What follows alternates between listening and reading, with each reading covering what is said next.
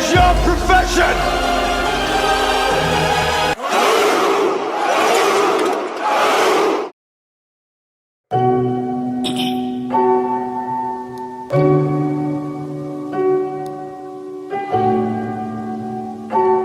Real shit.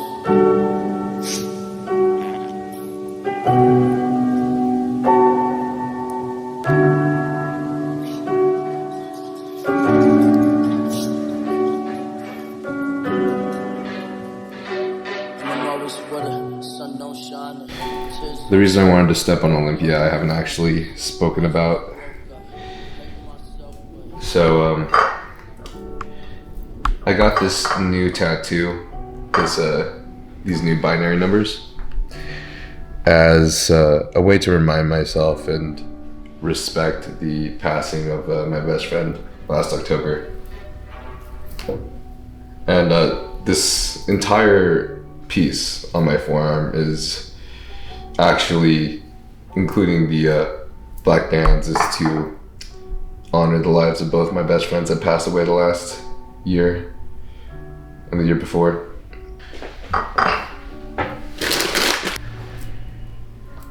Yeah. These two guys supported me more than anybody. More than anyone, including my own family. So, their memory is one that's significant to me and keeps driving me forward. But Ryan was always into bodybuilding.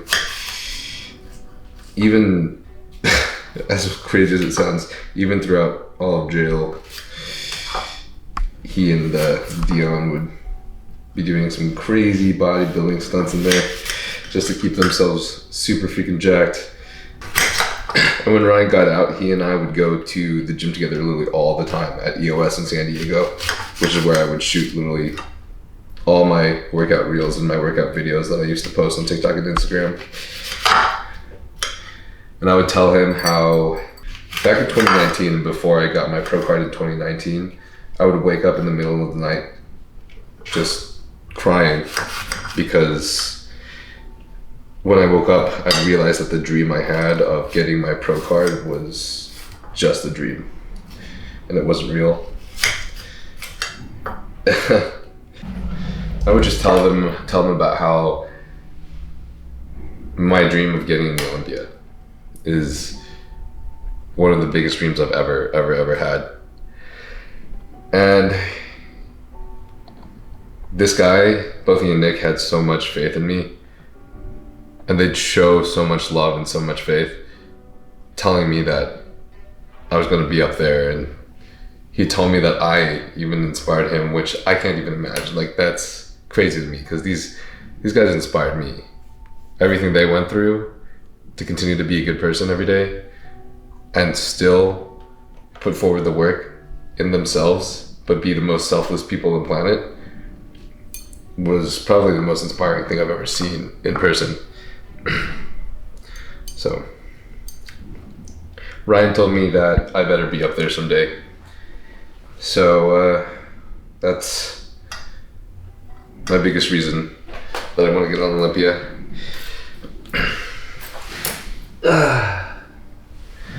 Because I want to make sure to make him proud. Do you think they'd believe it if you told them now? Would they be hyped for you? If I went on Olympia? Yeah, if they were here now. Yeah. It would be hella hyped. What do you think they'd say? Dude, Ryan would make me cry, bro. I know he would. He would,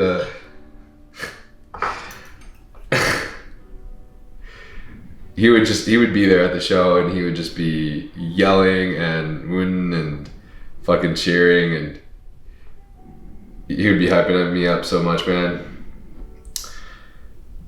I feel like he would even be like crying. I don't know, bro. I can't even explain it. He was literally the most supportive person I've ever known. So it's just cool to see how good of people that they were, even when he went through things like, basically seeing his mom die and his father die and him having to take care of his two younger kids all through his childhood, and their house catching on fire, their house getting flooded, and him going to jail on an accident, and a host of just other like crazy fucking misfortunes. Like his life is literally like a movie, crazier than Forrest Gump. Bro. Crazier than fucking Forrest Gump. I wish people knew his story. It wasn't famous or anything. It was just some fucking guy, bro. It was just some fucking guy that was in the Marines, that went to jail, that would just go out of his way to help a fuck ton of people. I have to make it up there for him. That's all I know. I've been practicing a lot of powerlifting recently too, because this motherfucker was strong. He was big and strong. And seeing all these people at zoo recently too has like inspired me. Just how much they fucking lift, bro. Like how much weight they lift is crazy. What are some of your lifting goals in terms of strength? So my biggest goal right now is bodybuilding, right? But I've been really like inspired to get back in increasing my bench max and my squat max, which is really hard because in the past 7 years, ever since college at Purdue, I like ensued shoulder impingement on my shoulder, and then on my right shoulder, and then again on my left shoulder, and this happened twice on both shoulders. And then I have this tight hip flexor that has been an issue since college for like the last, I don't know how many years, but like multiple years on years. And so every time I squat really, really heavy and I overdo myself, by the time I come back up, when the hip flexor stretches, I get a lot of pain. Gotcha. But I've been implementing, with my coach's bodybuilding program, I've been implementing 1 powerlift day per week, which has felt really damn good. As long as the impingements don't flare up. I don't even start to try to like throw in a deadlift here and there again too, and that shit feels so nice. But if you guys have any recommendations for that, you should message me on Snapchat. That would help. And it's been really easy to message people on Snapchat instead of message people on Instagram, because it's they have like this dope function where you can just respond to people that are responding to your stories on Snap, rather than like on Instagram where you have to go through like requests. And for some reason, I don't know if this happens to you, bro, but on my Instagram requests, I don't receive all the requests. Yeah, some of them disappear after a while too. I'm not sure why. It's fucking weird. Like I'll get a notification that someone mentioned me on their story, but then when I look into the DMs, I can't find it. It's not anywhere in there. It's nowhere in the messages. So it's like if I accidentally miss that story mention, then I just can't ever see it unless I like screenshot his name or try to make sure that I remember the username, which sucks because like I want to see what you guys say. I want to see what everyone has to say. So message me on Snapchat because it'll be a lot easier. What do you got here? It's my fruit bowl, bro. We haven't even talked about it. It's my fruit bowl. It's sometimes I'll eat some carbs, but dude, I feel really good if I start my day with fruits. I like to put a little bit of sugar-free syrup on top of it. And bro, this thing is a game changer. It's just monk fruit and allulose, but I find that it doesn't give me any digestive issues, and I'll just pour a little of it over my fruit. Oh shit, that was a lot.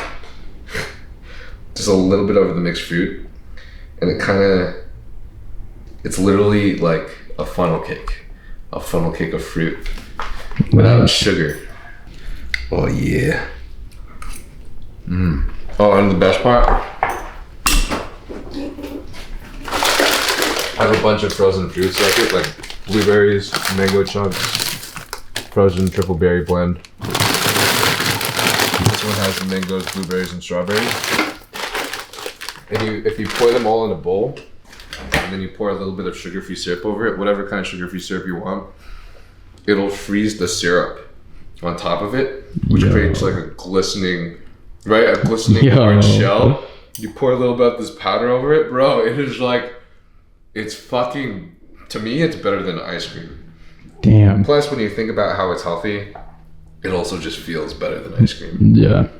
But my coach for Olympia says that, for my pro debut, says that I need to bring up my chest, especially my overall fullness and especially my upper chest. So today's workout is going to be a massive crazy chest workout where I am implementing my personal top, I think, underrated exercises for building chest that my coach and I were talking about that I need to make sure I'm really hitting for this prep.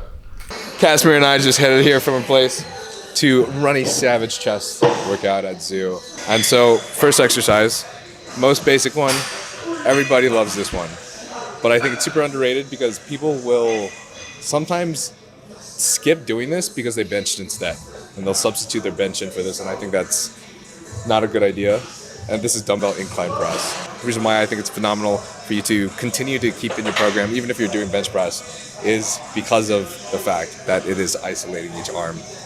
And that's the reason why I've been hitting it in the last 10 years of me training.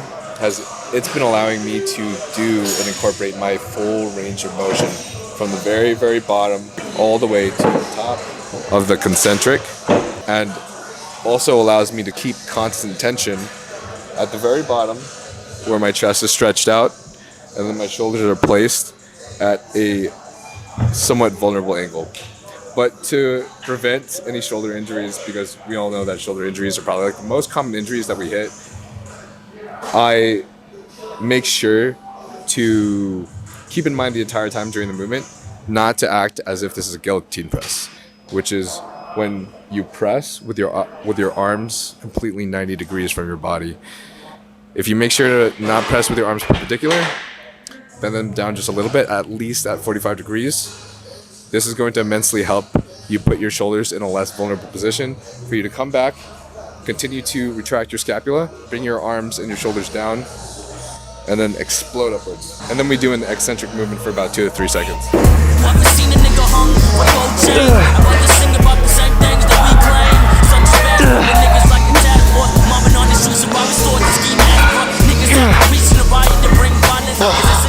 I've been incorporating this next exercise for a specific reason, and this exercise is one that I'm really excited to talk about right now because it's actually very controversial.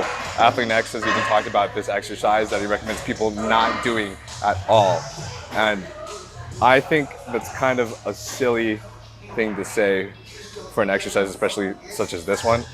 And this is dumbbell incline chest flies.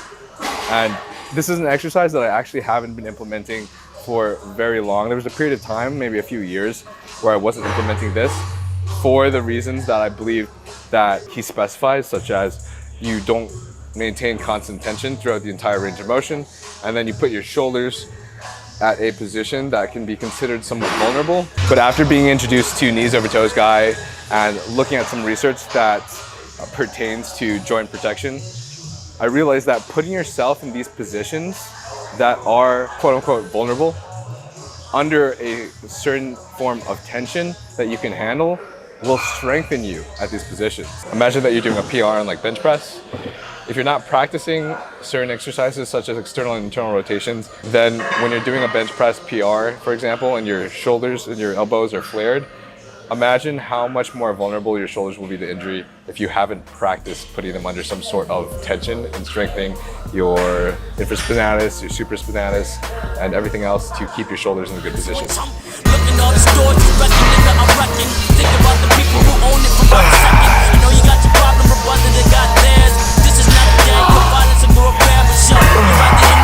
So the key for me is going slow on these because I want to make sure I don't injure my shoulder. I only actually implement the dumbbell fly into my exercise regimen if I go extra light. And that way I can keep that tension at the most extended position. Because if I don't go extra light and I go heavy, that's where I'll put myself in a vulnerable position and might injure my shoulder, and then it obviously doesn't contribute to my program. Let's murder different races, throw hatred and form irrelevant views and etc. Knife thrown, damage them lies blown, oblivion, all cold, oblivious. I won't dare say that you should stop the fucking ignorance. Murder ops, killing shit, I'd enjoy the thrill of it. Bathing blood of officers, different corpses, offering them, auction them, don't you balk at them, murder them, never heard of them. I've been implementing dips for like the last 10 years. Because, dude, I don't think there's any other range of motion that feels more natural, especially for the lower chest than dips, personally. Like, put yourself into a lower chest bench press, even in like a cable fly feels pretty natural, but in regards to compound exercises, I think dips takes it as king.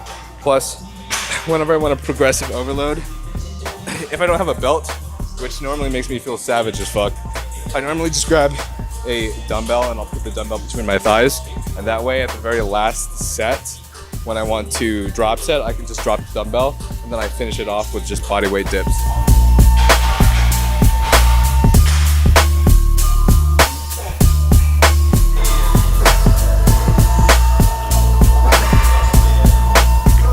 I don't know if you saw that drop, but there's this new drop that's coming like this next week for Young LA. They have like the craziest graphic shorts that look like graphic shorts, dude. Hey. I don't know if you've seen their graffiti shorts. Those are the shorts I wear in literally every leg day. I think they go so hard. Oh yeah, then I And have just seen wear it them. with like a black tank top, like a black wife beater or something. And this is my favorite, baby. Incline cable chest press.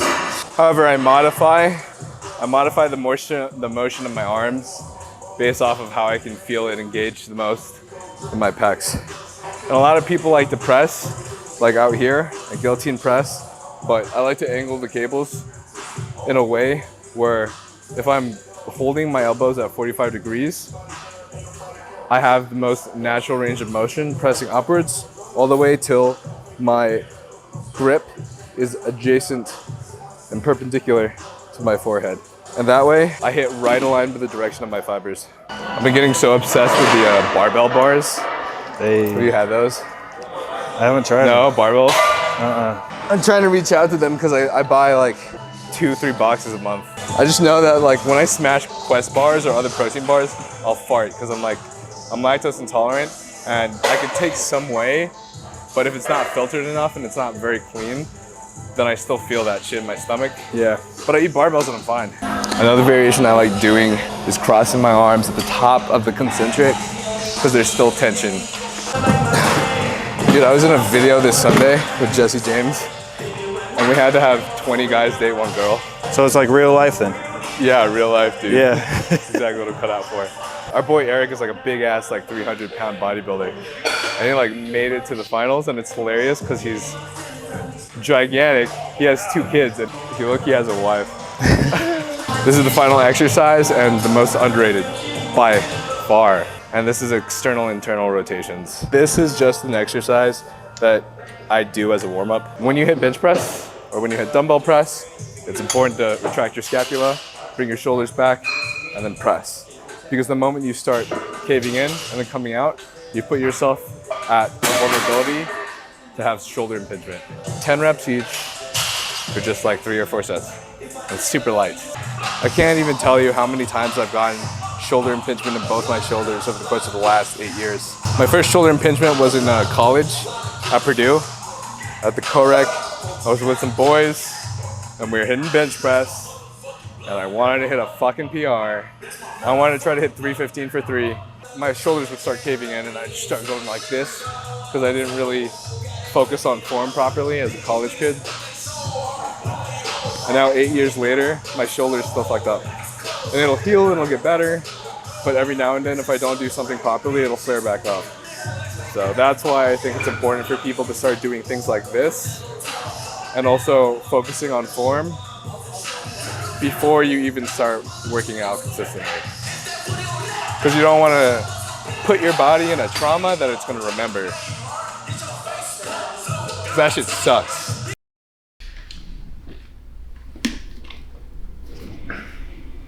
That literally tastes just like Fruity Pebbles. I remember tasting this before, but it literally tastes just like Fruity Pebbles. You want to try it? Fuck yeah. OG cereal? Yeah. I put too much water, but what do you think? Actually, this is not even just for the video.